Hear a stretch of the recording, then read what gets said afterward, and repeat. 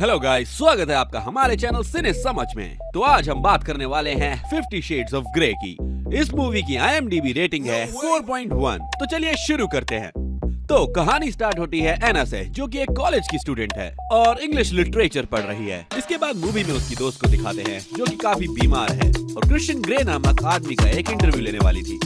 तो अगले सीन में क्रिश्चियन उससे पूछता है कि क्या वो कैथरीन है। तो ये सब सुन के एना बहुत डर जाती है और बताती है कि कैथरीन को फ्लू है, इसलिए उसकी जगह वो आई है। ये सब सुनकर क्रिश्चियन उसे कहता है कि ठीक है, तुम्हारे पास सिर्फ 10 मिनट है, तुम्हें जो भी सवाल पूछने हैं तुम पूछ सकती हो। वो उसे कुछ सवाल पर्सनल पूछती है और कुछ प्रोफेशनल सवाल पूछती है, जिसमें से पर्सनल सवालों में से एक सवाल ये भी होता है कि क्या क्रिश्चियन गे है। क्रिश्चियन मुस्कुराते हुए कहता है कि नहीं, मैं गे नहीं।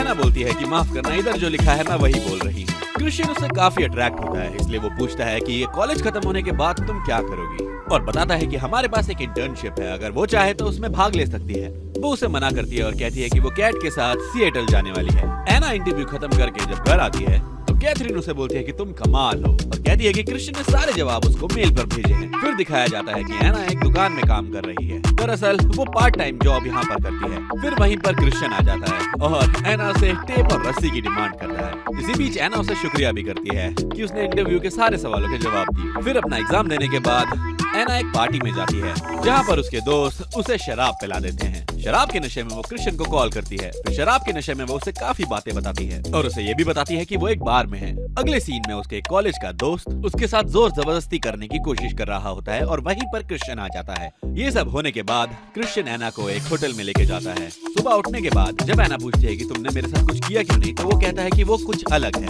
वो बताता है कि वो रोमांस नहीं करता, उसे इसके लिए एक कॉन्ट्रैक्ट चाहिए। एमा समझती नहीं। फिर इस सब के बाद वो एना को एक प्राइवेट हेलीकॉप्टर में लेके जाता है और खुद ही उसे उड़ाता है।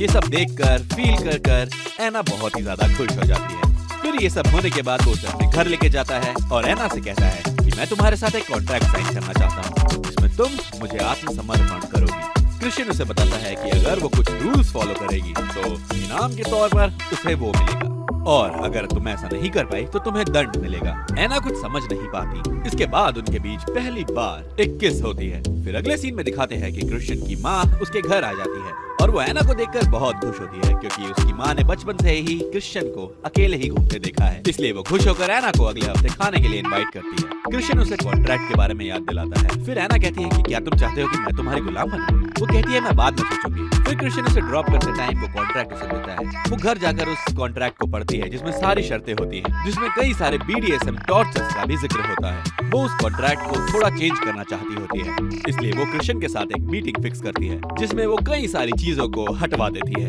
जो भी उसे दर्दनाक लगती थी। फिर जब ग्रेजुएशन के दिन क्रिश्चियन ग्रे को एज अ चीफ गेस्ट बुलाया होता है, तब एना उससे कहती है कि उसे ये कॉन्ट्रैक्ट मंजूर है। फिर क्रिश्चियन एना पर कई BDSM टॉयज का इस्तेमाल करता है। फिर अगले सीन में क्रिश्चियन और एना दोनों क्रिश्चियन के घर डिनर के लिए जाते हैं। फिर बातों ही बातों में एना सबको ये बता देती है कि वो अगली सुबह सिएटल जाने वाली है अपने परिवार के पास, क्योंकि उसकी पढ़ाई अब खत्म हो चुकी है। ये बात सुनकर क्रिश्चियन बहुत चौंक जाता है, क्योंकि ये बात अभी तक उसने उसको नहीं बताई होती है। क्रिश्चियन उसे वॉक के बहाने बाहर लेके जाता है और पूछता है कि तुमने ये बात अभी तक मुझे क्यों नहीं बताई है। एना इसका कोई जवाब नहीं देती, बल्कि उससे और सवाल करती है कि हम साथ में क्यों नहीं सो सकते, और तुम मुझे छूने क्यों नहीं देते, तुम मुझे गुलाम क्यों बनाना चाहते हो, क्या तुम मुझे पसंद नहीं करते, ऐसे सवाल करती है। क्रिश्चियन कहता है कि वो उसे पसंद करता है, लेकिन वो उसे छूने नहीं दे सकता। उस समय ये बात वहाँ खत्म हो जाती है। फिर क्रिश्चियन बाद में एना को बताता है कि उसकी माँ एक वेश्या थी और जब से उसका जन्म हुआ है वो उसे टॉर्चर करती थी, और जब क्रिश्चियन 4 साल का हुआ तब उसकी मॉम की मौत हो गई और बाद में मिसेस ग्रे ने